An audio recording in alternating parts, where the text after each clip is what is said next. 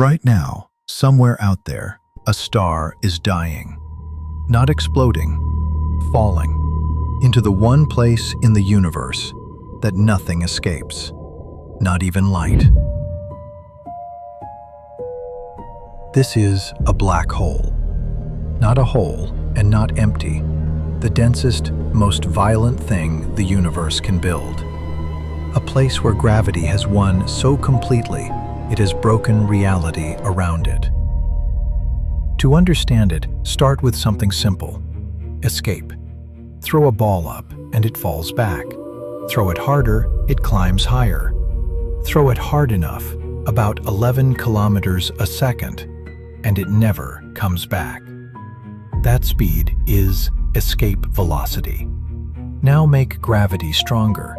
The escape velocity climbs with it.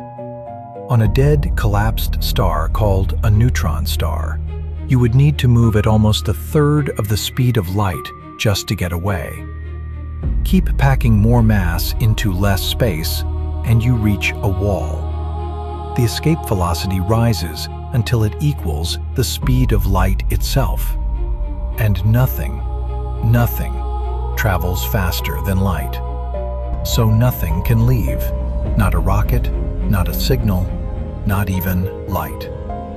This is the point of no return, the event horizon. It is not a wall you could touch. It is a line drawn in empty space.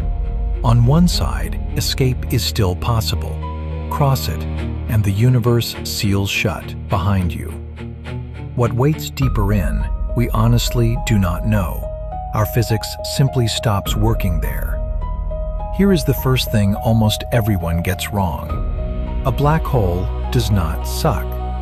It is not a cosmic vacuum cleaner. If the sun became a black hole this second, the Earth would not be dragged in. We would keep circling it in the cold and the dark, exactly as now. The danger was never that it reaches out for you. The danger is what happens if you go to it. So let us do the one thing no one could ever survive. Let us fall in. You are falling, feet first. At first, nothing feels wrong. No wall, no warning. The event horizon is invisible. You cross the point of no return without feeling a thing. Gravity pulls harder the closer you get, and your feet are now closer than your head. The pull on them beats the pull on your face, and that difference starts to stretch you. Gently at first, then not gently at all. You are drawn longer and thinner, like dough pulled into a single strand. Scientists have a real word for this. They call it spaghettification.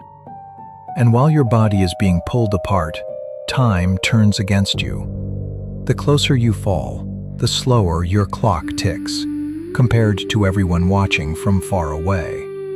Which leads to something genuinely strange. To you, the fall takes only seconds.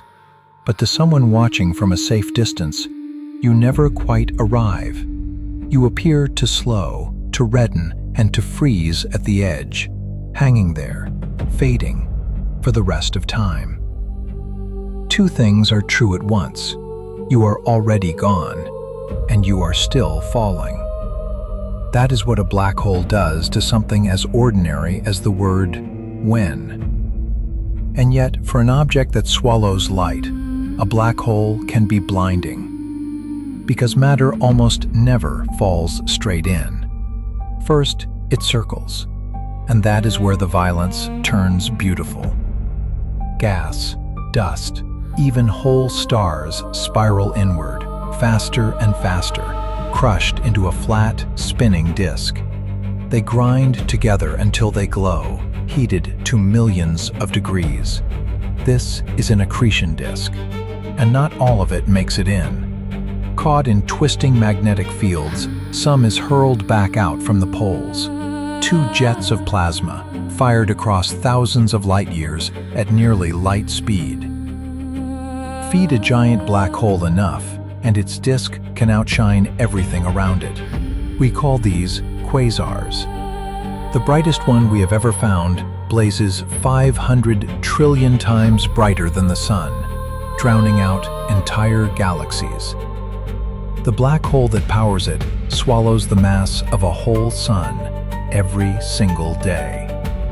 Its light has traveled 12 billion years to reach us, so we are watching a monster that was ancient long before the Earth existed. For 100 years, all of this was theory. A black hole is invisible by its very nature. So how do you photograph a thing that eats light? In 2019, we did it anyway. Astronomers linked telescopes from across the whole planet into a single eye the size of the Earth. And they captured it. The shadow of a black hole in a distant galaxy called M87, 6.5 billion times the mass of the sun. A circle of pure darkness, ringed in fire. 3 years later, they aimed that eye at home, and at the very center of our own galaxy, they found it. A monster 4 million times heavier than the sun. Its name is Sagittarius A star. You are circling it at this very moment. Everything you have ever known, every sunrise, everyone who has ever lived, orbits that black hole, 26,000 light-years away, once every 230 million years.